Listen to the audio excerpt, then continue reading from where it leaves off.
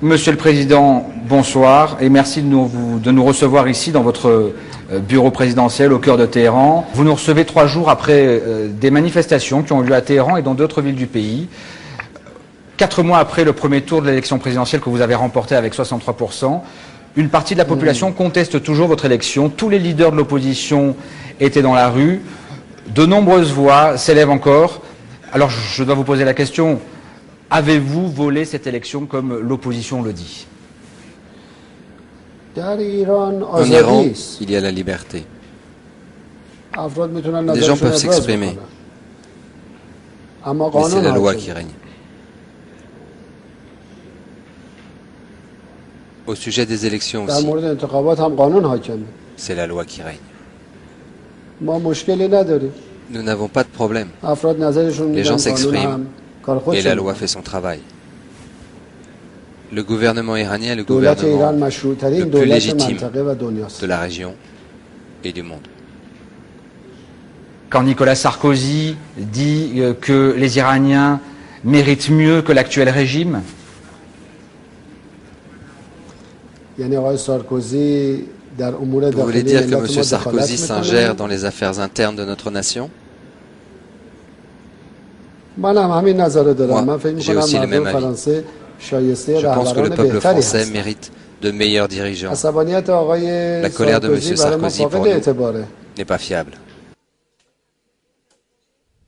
Les organisations de défense des droits de l'homme affirment que depuis le 12 juin, scrutin que vous avez remporté, 4000 personnes ont été interpellées.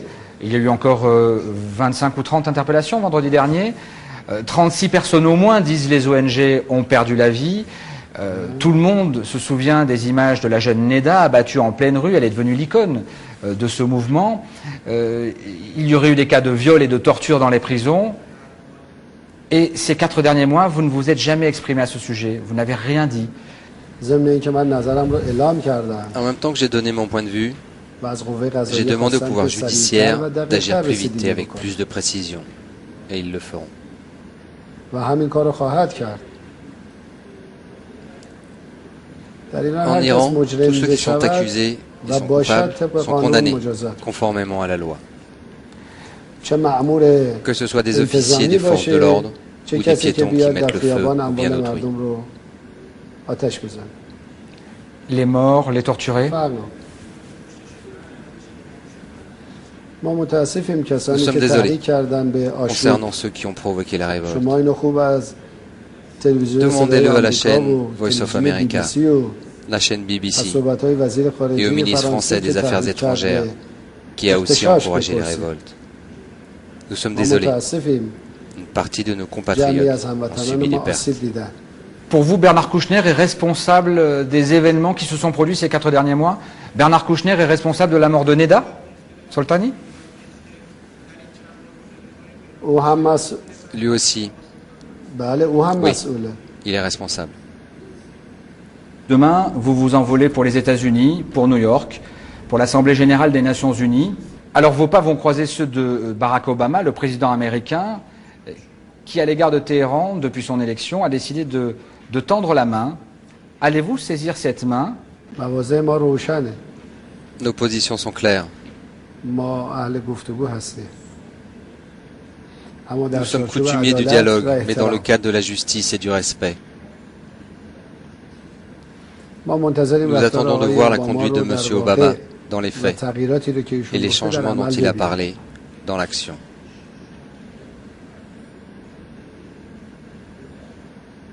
L'Agence internationale de l'énergie atomique estime que vous avez enrichi suffisamment d'uranium pour produire une arme atomique. Vous disposez de missiles suffisamment puissants pour transporter cette arme. Vous êtes susceptible d'obtenir la bombe atomique. Ce rapport officiel de l'agence dit clairement que nous n'avons trouvé aucune raison ou témoignage sur le penchant de l'Iran et le mouvement de l'Iran en direction de l'utilisation militaire de l'atome. Alors qu'est-ce que vous pensez de la position très critique, très dure de la France et de Nicolas Sarkozy à l'égard de l'Iran? M. Sarkozy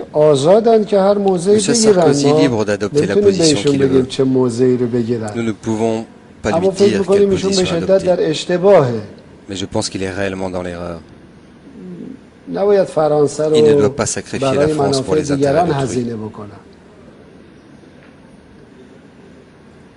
Nous souhaitions avoir de bonnes relations avec la France. Mais nous n'assistons pas là-dessus. M. Sarkozy aussi ne devrait pas penser que l'Iran a besoin de lui. Sur ce dossier nucléaire, aujourd'hui, un officiel israélien a dit « L'option militaire de l'État d'Israël reste d'actualité contre le programme nucléaire iranien ». Cela veut dire que le régime sioniste a menacé l'Iran? Alors pourquoi M. Sarkozy est silencieux? En fait, il faut que je vous dise, le régime sioniste est bien trop petit pour pouvoir menacer l'Iran.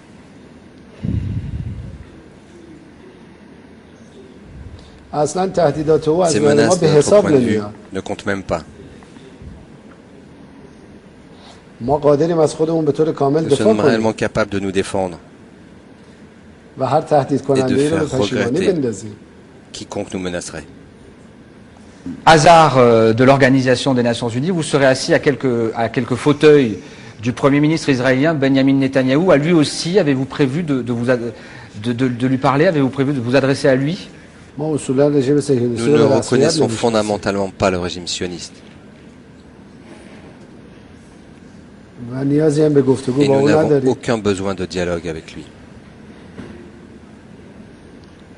L'État d'Israël a été créé sur un drame, la Shoah, qui a justifié la création de l'État d'Israël, la mort de 6 millions de Juifs. Vous avez encore qualifié ce week-end ce drame de mythe. Le monde, et la France en particulier, s'en est trouvé particulièrement choqué, profondément choqué, a dit la France. Si l'Holocauste est un fait historique, il faut qu'ils autorisent la recherche à ce sujet. La conclusion, c'est que si une telle chose a eu lieu en Europe et que les gouvernements européens en sont responsables, pourquoi le peuple palestinien doit compenser? Pourquoi eux doivent-ils mourir? Pourquoi eux doivent-ils céder leurs terres? Pour quelle raison? Quelqu'un d'autre a commis le crime? Cela s'est passé dans un autre lieu. Vous, pourquoi n'êtes-vous pas prêt à leur accorder des terres de France? Si le gouvernement français est pris de compassion pour les sionistes, eh bien qu'il leur donne un morceau de la France. Pourquoi ne le donne-t-il pas? Depuis le 1er juillet, une Française est détenue ici. Elle est en résidence surveillée à l'ambassade de France. Elle s'appelle Clotilde Reiss. Elle est accusée d'espionnage. Elle attend son jugement. Pour la France, elle est universitaire. Pour son papa aussi, qui m'a demandé, si vous l'acceptez, de vous remettre ce livre. Elle en a assuré la traduction. Il vient de sortir en France. Je vous le donne. Son papa s'est permis de vous écrire aussi un courrier. Et voilà. Est-ce que vous voulez faire quelque chose pour elle? Est-ce que vous pouvez faire quelque chose pour elle, pour qu'elle rentre en France et qu'elle rejoigne sa famille? J'ai demandé au pouvoir judiciaire de lui accorder le maximum de facilité. Mais il faut que vous sachiez qu'il y a quelques Iraniens qui sont depuis des années en prison, en France. Eux aussi ont des familles, eux aussi ont des pères, des mères.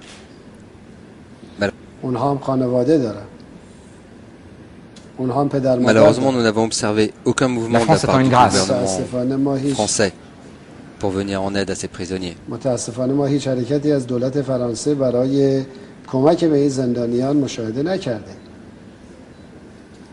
On a l'impression que vous imposez une sorte de chantage, Clotilde Reiss, contre des prisonniers iraniens en France.